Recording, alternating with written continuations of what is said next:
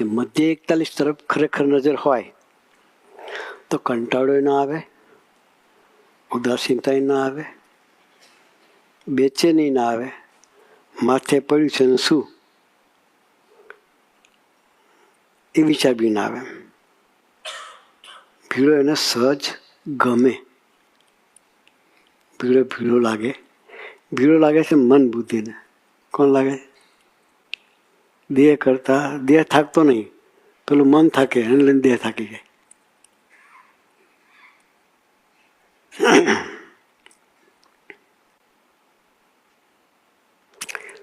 મિયાજી રતનજીની વાત કરી છે. બંને એક મુસ્લિમ હતા અને એક હિન્દુ હતા.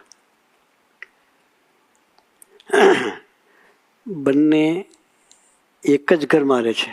એક ઘર ખોલીને ગૌશાળા રિપેર કરે છે. ચોમાસામાં વાવાઝોડામાં ગૌશાળા ઉડી ગઈ, ગાયો પલળતી હતી.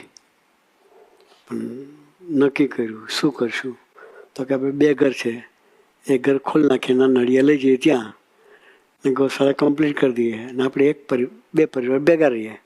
હવે મુસ્લિમ ને હિન્દુ બે ભેગા રહેવાનું થાય તો